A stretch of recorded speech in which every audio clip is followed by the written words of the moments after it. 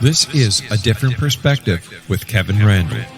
A retired U.S. Lieutenant Colonel, Kevin Randle has been studying UFOs for nearly 50 years. Kevin has investigated some of the most famous UFO cases in the world and has been consulted for dozens of documentaries about UFOs. Considered one of the leading experts into the Roswell UFO crash of 1947, Kevin has written more than 25 books about UFOs, including the recently published Roswell in the 21st Century. Now, here is the host of A Different Perspective, Kevin Randle. And welcome to this edition of A Different Perspective. I am, in fact, the host, Kevin Randle. Before I bring on my guest, Blair MacKenzie Blake, to talk about the Allende letters and all that ancillary stuff, I wanted to point out, I have just put up on my blog at www.kevinrandle.blogspot.com a brief article about the Pascagoula abduction. As you know, I'm not a fan of abduction, but there's some things about this that are very intriguing. And one of the things was that Calvin Parker said on this program a couple of times that there were other witnesses to the abduction back in 1973. And I asked him, was there documentation showing that? And he said yes. And I found out what he meant basically was newspaper articles that were published at the time that really didn't have any names. But as I was studying something else, I came across a document from Keesler Air Force Base dated October 12, 1973. And it was a synopsis of the Air Force investigation of the whether there was contamination, radioactive contamination on Hickson and Parker after their experiences on board the UFO. And on that paper were the names of two men who had seen the abduction. A fellow named Larry Booth, I believe, and another fellow whose name escapes me, and I wrote it down so I wouldn't forget it, and I don't have that paper. Anyhow, the names were on the document dated October 12, 1973. So what we have are two names of people who saw the abduction or parts of the abduction at the time it was taking place back in 1973, and the Air Force was involved a little bit in the investigation. It was after Blue Book had closed, so they weren't officially investigating it. Hickson and Parker had been taken out to the Air Force Base to see if they had been contaminated by radiation. That's why they were out there.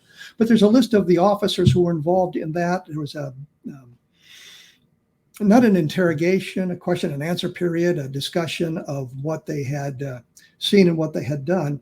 But it's just a short little piece on the blog, and it explains all this and gives the names of the people who were involved, and there's several different people there. So you might want to take a look at that when you get a chance.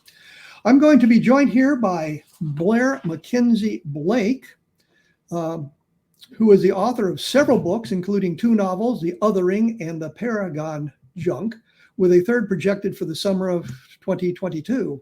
Other works includes Ijynx, a collection of occult prose poems, The Wickedest Books in the World, Confessions of an Aleister Crowley Bibliophile, issued in 3 impressions, The Curious Diary Entries of Verity, Pennington, a short story, and Remember the Future, of which he is a co-author. I found that using names of books that are complicated are sometimes problematic. I try to keep the names of my books simple, but that's just me.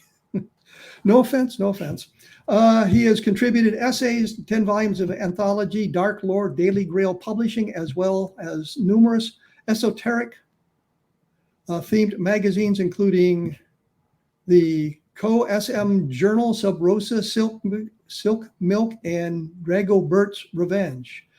For over 22 years, he's been a writer and content manager at www.toolband.com and www.dannycarey.com. His hobbies include collecting UFO-related books, of which he currently has over 850 volumes in his private collection. He resides in Las Vegas, Nevada. Blair MacKenzie Blake, welcome to A Different Perspective. Thanks, Kevin. Thanks for having me. Quite a struggle to get you on the program today, wasn't it? Old technology, I guess. Absolutely. Well, I brought you on because I had seen something that you had published or something you'd said about having gotten a copy of the VARO manufacturing book that was an outgrowth of the Allende letters. And I thought we'd talk about that because I had some experience in that as well. I think it would be interesting. To begin with, can you give us a little bit of background on what the Allende letters were and what this book was that you managed to find an original copy of? Sure. In 1955, a ufologist named Morris K. Jessup wrote a book called The Case for the UFO. And the book itself is an early example of paleo contact, ancient astronauts. Although most of the books, or a lot of the books written at that time in the 50s, in the mid-50s, were contactees. He tried to be a bit more scientific, although he fell short a little bit because he based a lot of his material on Fortean phenomena. And of course, there are more prosaic explanations for many of that. You know, these falls of organic matter, things such like that. Nowadays, we have a better idea of some of these things. But anyway, to increase sales, the book didn't sell that well. Bantam issued a paperback version in 1955, the same book, The Case for the UFO. And it was a copy of this that was mailed to the Office of Naval Research. And I think that was in about 1956, if I'm correct. And it was addressed to Admiral Firth. And it said Happy Easter on the cover. And what it was a marked up copy of The Case for the UFO that intrigued several of the personnel at the Office of Naval Research. As you know, Sherby, one of them, Hoover, Ritter. These officers were intrigued enough by the marginal notations that they called in Jessup to say, you know, what's going on here? Do you recognize any of any of this makes sense? Because what the notes had done has completely transformed Jessup's original book, and they seem to have all the answers to all the questions posed in the book. And they were also written in a very bizarre phraseology, a pseudo-scientific jargon that was very mystifying to everybody involved. Was it deranged ramblings of somebody? That was the question. But it seemed to be written by three different individuals. At first, they believed that because of the three different colors of ink that were involved. We now know it was a single person. It was Allende that did the entire thing. He turns out to be what I would call a serial annotator. And that started the whole thing. There was a mystique about this book because of how strange the notations, the scribblings were, let alone his peculiar grammatical style. Everything, it just seemed so alien to the people that were reading it at the time. Well, one of the things I think we need to point out is that this gave rise to the Philadelphia experiment. Wasn't there something in the book or the Allende letters? He sent letters to these people as well, which have been published around the country and in various books that led us to the Philadelphia experiment. So there was some interest in it by the officers. Yes, well, exactly. He wrote about like anti-gravitic technology. He did write about things in The Case for the UFO that was the genesis for the Philadelphia experiment. But what had happened is that he had sent these letters to Jessup. So Jessup eventually recognized that the writing styles, how bizarre they were similar. So that's how they put two and two together. That he recognized. He said, I've seen this before. And that was in a couple of the letters that were written, which were on the same line, real similar to the notations in the VARO edition. So he was claiming, or it seemed he was claiming, inside knowledge into what was going on in the world of UFOs and where things were coming from and how it was going. And these were answering questions that a lot of people in all circles had about the flying saucers. Well, he claimed to be a witness to this ship disappearing, this naval destroyer disappearing. He said at the end, when he finally turned himself in, so to speak, that he was frightened by what Jessup was saying. And that's one of the things that I found fascinating about the book, the notations, is that it has a similar tone to it as the so-called Men in Black. In other words, how they talk in a very stilted speech, how they're described as, they're very unusual characters. And it's similar, the handwriting and the notations themselves in the VARO edition are like that. And it's kind of humorous because both the MIB and Allende were trying to say, they were trying to, discredit everything, and they didn't want this to bring attention to it. And of course, it invariably brought more attention to it, just like the MIB when they come to somebody that's claimed to have seen a UFO. Their presence is stranger than the sighting itself often, and it brings more attention to what they were trying to discredit. Same with the Case for the UFO, VARO edition. So you keep mentioning this VARO edition, and I think we need to explain what that is. We're going to have to do that in a moment because I'm going to have to take a break here. We're talking about the Allende letters, and we're talking about one of the, I guess, subcategories in the UFO field, because this took on a kind of a life of its own and became a big deal.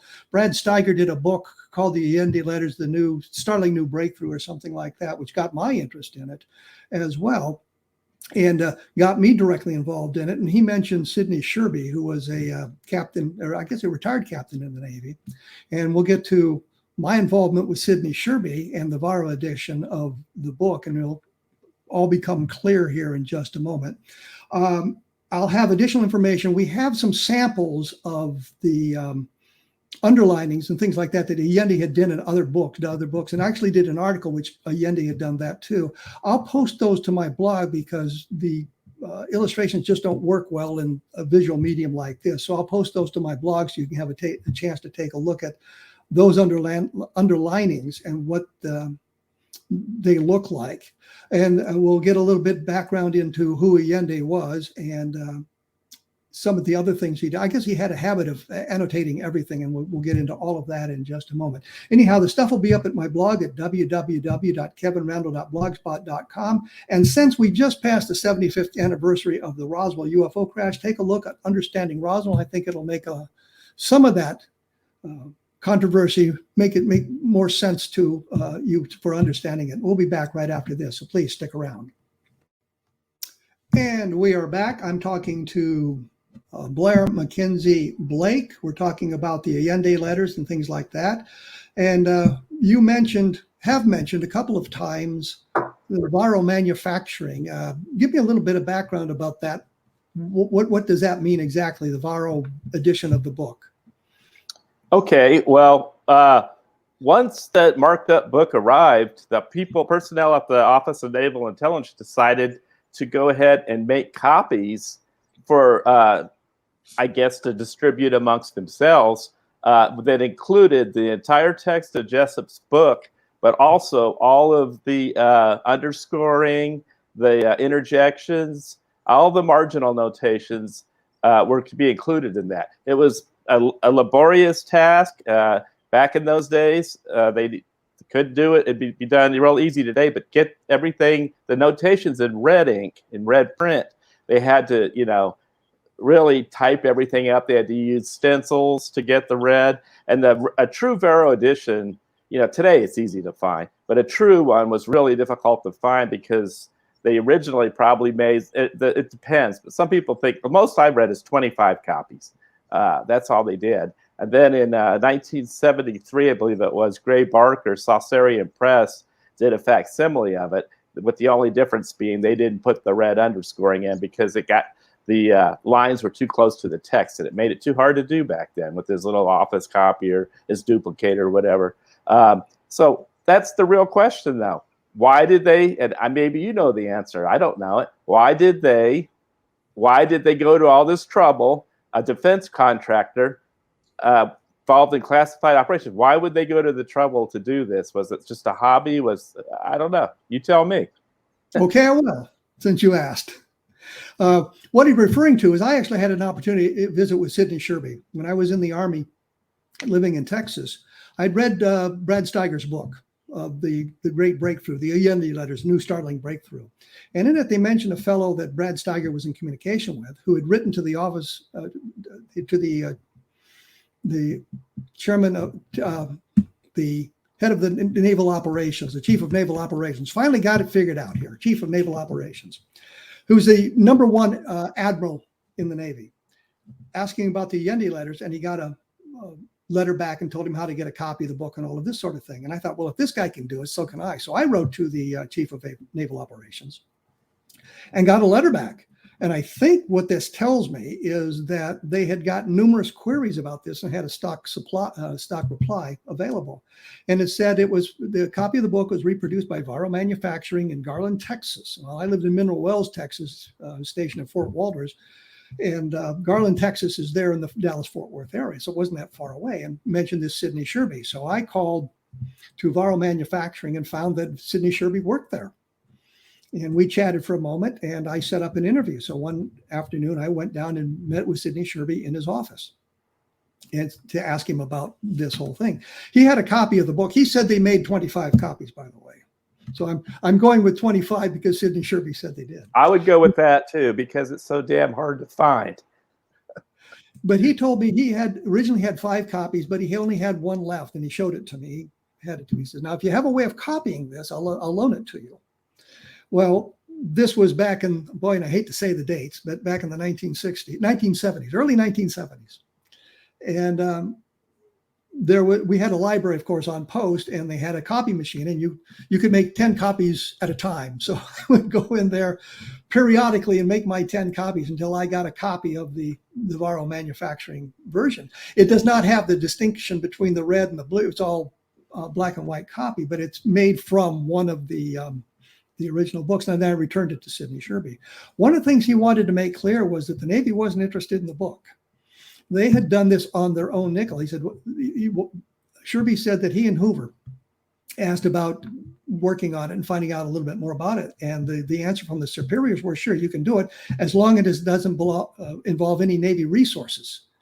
So they produced the 25 copies of the book. And as you say, in today's environment, it's very easy to find. I've got a copy of it where it's black text and blue for the annotations. It was put out by some French organization. So I've got that as well. And I did at one point, and I'll put this up on my blog, I put together just one page, a sample page with the black ink and the red ink and that sort of thing, because I could do it on a computer and it was very easy to do. But I didn't want to do the whole thing. So the point was, Sherby and Hoover and I guess a number of their friends were interested in the book, but the Navy itself was not interested. The fact they were naval officers kind of followed them into this investigation.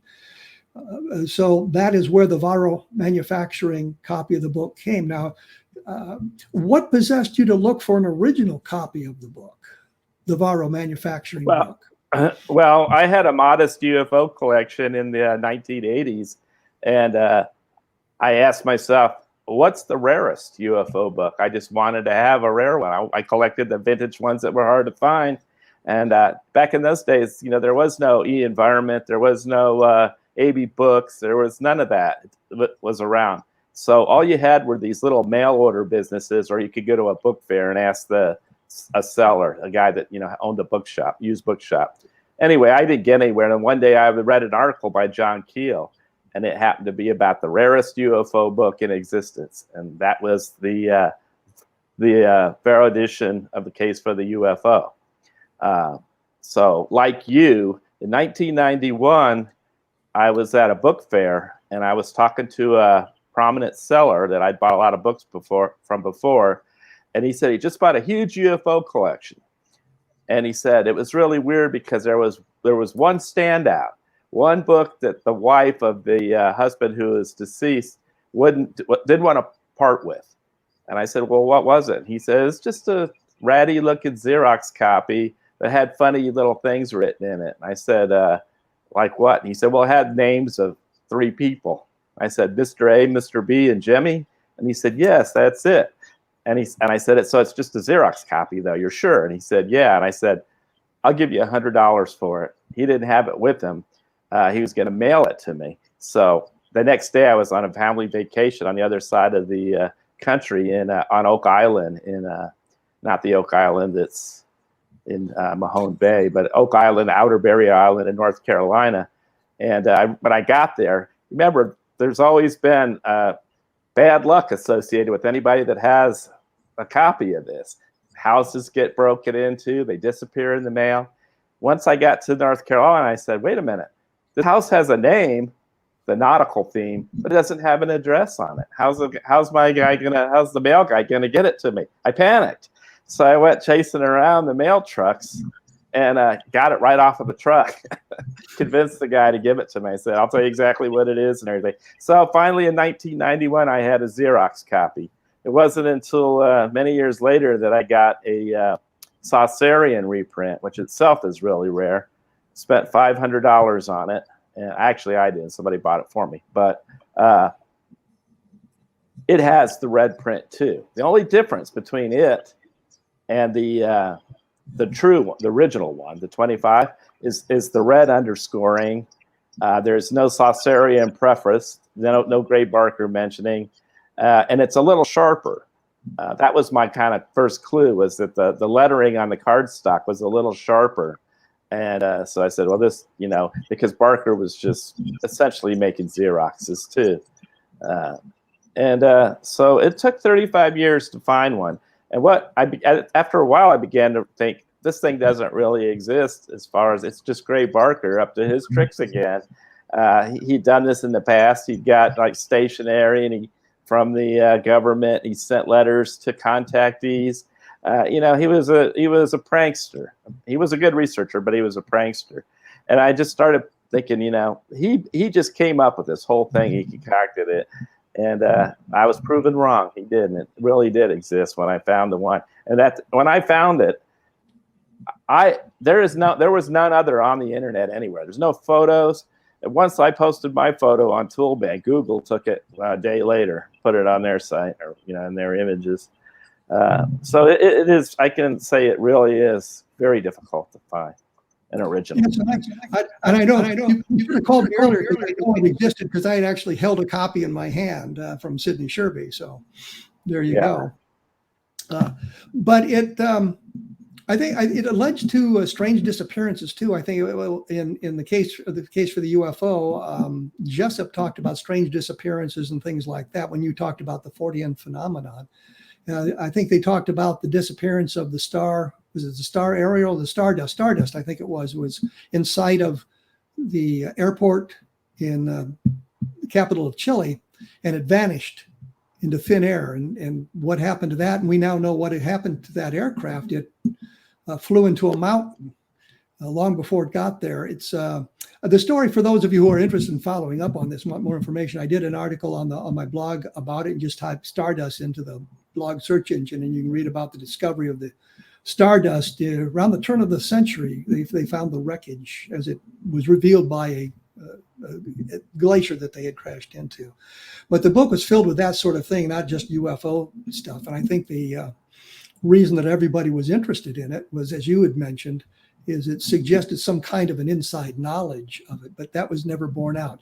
Did you do any research into who Allende was? Did you take it that far? Yeah, but the research, what I found, that he was, there's several things. A lot of people thought he was just a drifter, that, like I said, a serial annotator. He'd done other books in the past. I might have a book from 1950 about ancient astronauts that is marked up by him. I can't prove it, but I've matched it, and it looks pretty good to me. It's in 3 different color inks. Some of the letters are dead on. That was his thing, though. He could write with different styles of handwriting, so it looked like different people doing it. And then there's the side that he did. I think he had some kind of identification showing that he was in the Navy. Maybe he was on one of those ships during that time. So that's another mystery. Who was he? What do you know? Let me interrupt you there, because I'm going to have to take a break. When we come back, we'll take a little bit of look into the history of Carlos Allende and who he was, because I found a great deal more information about him, and I think it's kind of interesting to put this whole thing together, and it's a way of understanding the Allende letters and the real lack of importance that they have to the UFO field, if you will. We'll be back right after this, so please stick around. And we are back. As I've said before, I am here with Blair MacKenzie Blake. We're talking about the Allende letters and Carlos Allende, and about the background of Carlos Allende. And I get the impression you haven't done a lot of research into his background. No. Turns out his name was Carl Allen. Yeah, I knew that. Okay, and he was from Pennsylvania. And the interesting thing is, a fellow named Robert Gorman had looked into the background and was chasing Carlos Allende and Carl Allen down. And it turned out that Gorman lived like around the block from the Allen house. So his search was right there in his own neighborhood as he was looking for it. And that was the one thing you mentioned, that he did a lot of annotating books. He was a serial annotator. And they said the same thing. You do the same thing with birthday cards and Christmas cards and letters and all kinds of things. So he'd pick up his hand and he would just annotate everything. And like I said, I did an article about the Allende letters because, of course, I had that experience with Sidney Sherby back in the 1970s when official UFO was going. And apparently Allende found it and annotated the magazine article and then sent it to the publisher, and he sent me a copy of it as well. So I have a copy of an article I wrote about the Allende letters that Carlos Allende actually annotated, which was kind of funny. Were you aware that he had visited with the APRO people in Yes. 1980 and signed a statement that he had made the whole thing up? Yes, I was aware of that. Absolutely. But he did say, he also added that he did make up the part about the Philadelphia experiment, though. He said that did happen. He just said that the other things that he had said, because he was fearful of Jessup's research into the unified field phenomena, so, you know, the unified Einstein's unified field theory. And so that's why he did it. Again, that's that whole MIB thing I was bringing up. But yeah, I was aware of that. What I thought was really interesting about the guy, and this is what I concluded after when I wrote my articles for Darklore, was that he had sort of created a new art form. He had transformed Jessup's book into something. He made it more exciting. And I always wondered, like, why did he not just pursue a career as a sci-fi writer unless he needed that symbiotic relationship between something that existed that he could add on to? Maybe he couldn't come up with anything, he could only add on to things. I don't know. But it just seems, you know, if he did all this stuff, he did say the tone of the VARO edition is so strange, especially back then, maybe not today, that he would have had a career as a sci-fi writer at the time. Well, it is very difficult to come up with the original material, and it's very easy to kind of add on to things like that, as you say. I was interested in the whole thing, of course, as I said, because of Brad Steiger. But in talking to Sherby and talking to Robert Gorman and talking to some of the other people, it becomes clear to me that the whole thing was an invention by Allende. It's now part of the ufological lore simply because of other people's interest in what was going on. And I think Robert Gorman kind of pursued it from the same sort of attitude that you have. He was looking for answers and looking for why this was done. Well, let me just add this. A lot of the mystique was fueled for the case for the UFO by the suicide of Jessup in 1959, I believe it was, or might have been, 1959. Yeah. He committed suicide, and that brought a lot of people thinking, wow, there must be something to this. He didn't commit suicide, he was killed, they thought. And in fact, a lady wrote a book about that very thing called The Jessup Dimension, which was annotated as well by our friend. But she sort of took a psychic approach, like, I know he didn't kill himself. He's in a holding pattern. His spirit is still hovering over. And she would go to the park where this happened in Florida. And on the anniversary of it, she would make contact with him and try to get the answers. And then she did her own research, and she found out that during some of these Philadelphia experiment years, that time frame, that Jessup may have been involved in covert government work. So, people don't want to let it go, the whole thing. So they're finding more, there's more to find out whether or not there is anything to it. I don't know. Well, I know that Jessup had he had a PhD in astronomy, I think it was. Yeah. He was very highly educated man, but he couldn't find work in his field. And he took a government job where he basically showed up for work and they didn't have anything for him to do. So he would bring in newspapers to read, and he started reading books, and then about UFOs, and then he started to write his own book about UFOs, which kind of sparked this whole thing, I suppose. Well, there's a debate about how educated he really was, if he had degrees in astronomy, things like that, or if he, there's a whole debate about him as well out there, about his credentials and everything. But he did write in a more scientific manner, for the time at least. His books had a more serious tone to them. And this wasn't This wasn't somebody like who was the guy from Missouri, Buck Nelson, a contactee that said that the aliens were really concerned. We couldn't get into the Galactic Federation because our cans said pork and beans when they're really far more beans than pork. And the aliens were really worried about that. That was the kind of stuff that was going on at the same time Jessup was writing his stuff. You know, you had all these contactees, you know, that were worried about the atomic bomb or whatever. So anyway. Yeah, the contactees were big in the 1950s. There was, what's his face out on Palomar? I don't know why I can't remember. Adamski, George Adamski. Yes, thank you, George Adamski, and then George Van Tassel. And Adamski was talking about the Venusians, and Van Tassel was talking about the Martians. And what I found interesting is neither Adamski nor Van Tassel would say anything bad about the other guy. But they would say, well, you can't believe anything those Martians say, or watch out for the Venusians. You have to be careful when you're talking to the Venusians. So they would kind of attack each other through their contacts. And well, they might have been government agents. They might have been government. It might have been an intel operation to make it look like they probably were con artists, but it might have been, you know, to discredit ufology. That might have been the idea behind some of these contactees, at least. I think for the contactees, I don't really think it was government disinformation. I think it was more of the them grabbing for the spotlight. There's a quote from Adamski made a number of years ago that was really annoyed about the prohibition because he was involved in bootlegging. And if he said if it hadn't been prohibition, he wouldn't have gotten into this UFO nonsense. So. Well, yeah, his book, I forget which one, he had a few, originally was written as a science fiction novel. When the UFO thing came along, he turned it into now it's a book about what really happened with my contacts. But the book exists. It's very rare. Pioneers of Space is the book. And it's the same thing. It's the same story, but it was clearly written as a science fiction story. So, yeah, you don't know. I mean, I kind of tend to agree with you that these guys were just basically trying to make a buck, and it was the thing of the time to do.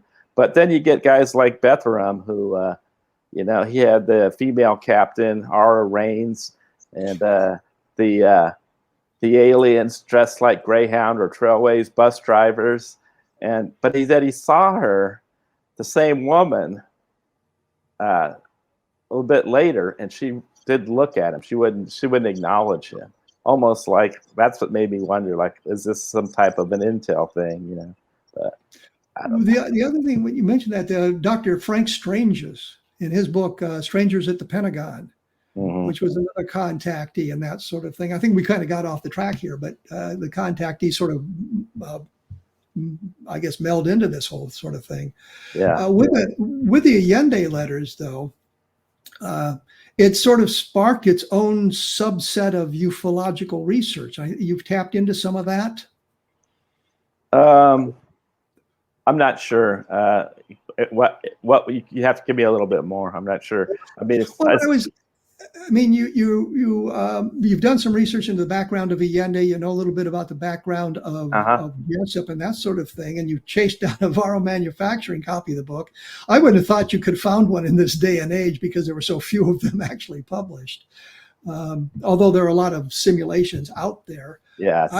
I just wondered, have you done a great deal of work into looking into the background, or is it just kind of an ancillary thing of collecting the UFO?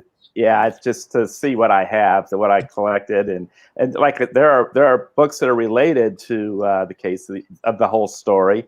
Gray Barker did several books. There's several out there that are all about that edition. And have you read the book The Philadelphia Experiment by Berlitz and Moore? Yes. And what did you think of that book?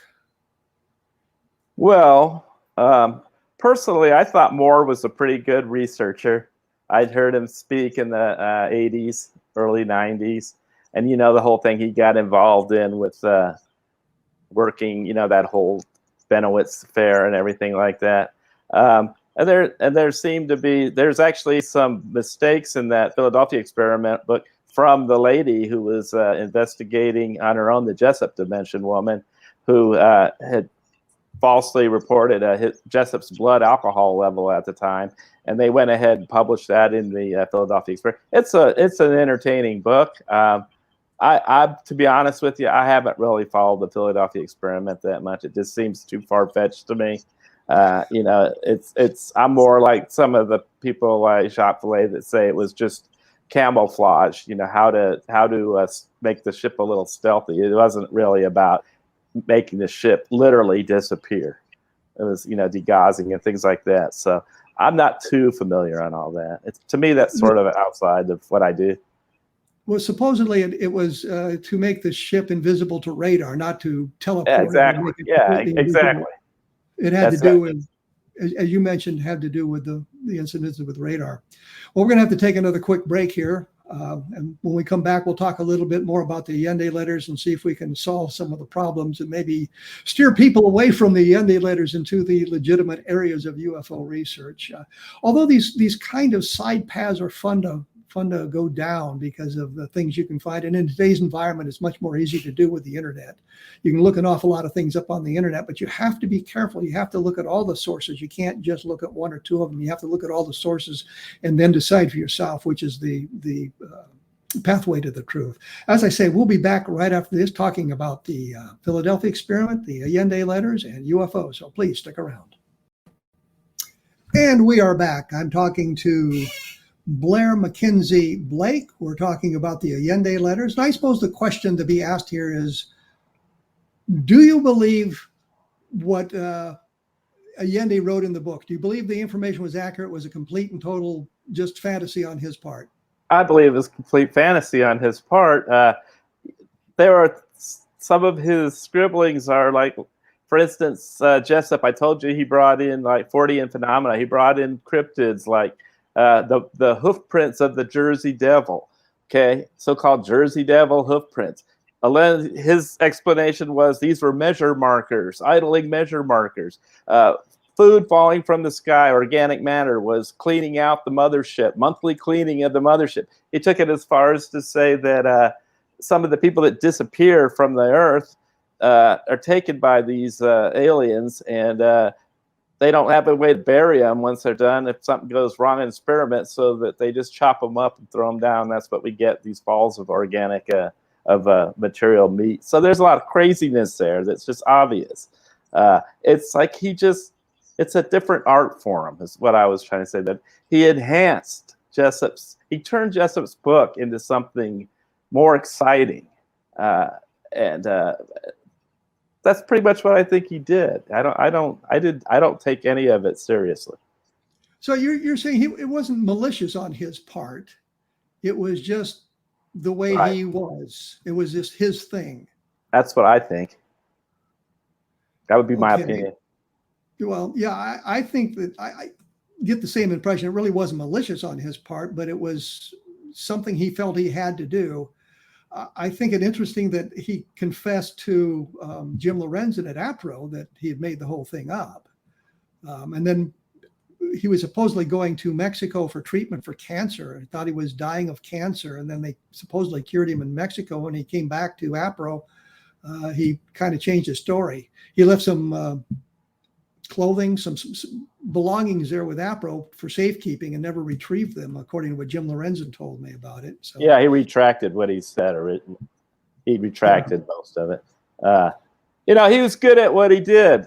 There is a strange tone to what he wrote in there. If you actually read all of the marginal notations, it's pretty crazy stuff. At least in the 1950s it was. It wouldn't be today. I think it would just.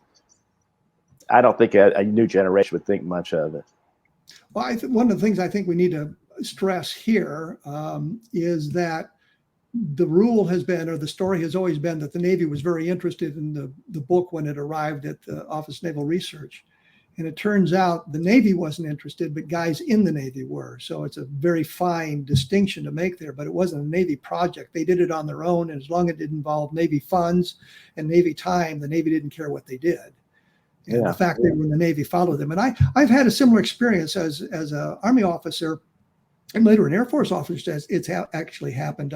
We were investigating civilian-wise a case in Iowa about a UFO landing. And I was in the Air Force Reserve at the time, and I had a base sticker on my car. And somebody saw the sticker for Richard Gebauer Air Force Base and thought it was an official Air Force investigation. And we were in civilian clothes. I mean, obviously we're in civilian clothes because we weren't doing it as part of the Air Force, but that kind of followed us along. And there was a report that came out in the newspapers that the Air Force had investigated this case, and it wasn't the Air Force, it was me. As a member of the Air Force Reserve investigating the case on my own time, and I think I sent a report to APRO about it, as a matter of fact. So we have to make that distinction. So you didn't include that in your book, that the Air Force was investigating when it was you? No, I did. No, I did not. If it was me investigating, I made it clear that it was me investigating it. But the point simply is that kind of thing followed Sidney Sherby and Hoover. And Sherby was very candid with me about the whole thing. He said they found it interesting. They found the book very interesting, and that was why they produced the 25 copies. And as I say, I'll put some of that up on my blog for those of you who are interested to take a look at it and some of the underlinings. And the problem with the magazine article that has annotations in it, I looked at that the other day, and I was going to send you copies of those, but it's just almost illegible. I might try to scan it again and get better copy, but it's an old Xerox type copy, and it's got a reddish tinge to it, so it didn't copy very well. But it's interesting only because Allende is the one who had made the annotations. And at one point he'd set up a box and he quoted "damn lies," and I'm thinking, no, that's the absolute truth, pal. Well, the bottom line to me about it is it's just a really hard book to collect. So that's why I did it primarily. It's the hard book to find, and I want the rarest ones that I can find. Maybe it's not the rarest, I don't know, but it's took 35 years to find it, and try to find another one. Probably will show up. Now that I found this one, I was thinking the next day another one will show up. It's happened before. Well, what's interesting is I actually have a Xerox copy of the original. It's not as good as yours, but I have that was made from the original. I can testify to that because I'm the one that made the copy from it, and Sidney Sherby gave it to me. So it's kind of interesting. But what you say, it sounds like the coin collector who collects Lincoln pennies, and the Holy Grail Lincoln penny is the 1909 SVDB Lincoln penny. That's the one that everybody wants to get. And you're not going to ever find it in circulation. You're going to have to buy it somewhere to have one of those. And that sounds like kind of what you were doing, just collecting books and following up a little bit with the information. Yeah, I'm interested in ufology. I am interested in it, but this was a book that I would take seriously. That was my collecting thing. It's not one of the books I take seriously. I think the thing we need to say about Jessup's book, and I think he wrote another book called The Expanding Case for UFOs, as a matter of fact.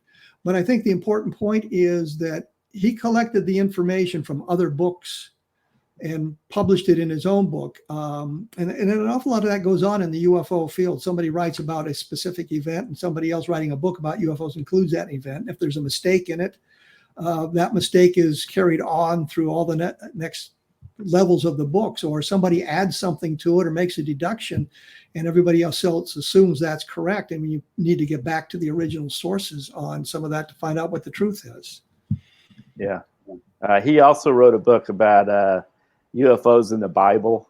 So he was one of the early proponents of the whole ancient astronaut hypothesis. Definitely he was writing before Von Daniken and people like that about these. And the book that I mentioned that may or may not have been annotated was from 1950 called Star Guess, all about the Sirius mystery and Sirius B, written in 1950.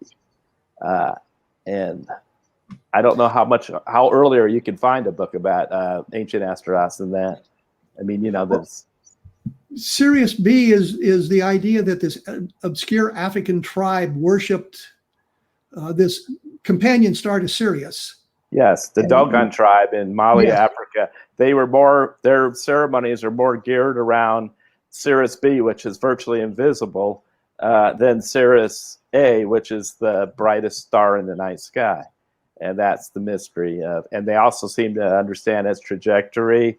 They know its orbital period. They encoded in their ceremonies and their mythology are very accurate things about this star, its orbit of 50 years, other things. But whether that's, whether or not it's a coincidence or not, it's just, again, as a collector, to find one from 1950, a very rare book called Starguest, that also happens to be annotated in the same color ink with handwriting that matches. It's pretty good. Well, do you have a copy of the book that is not annotated?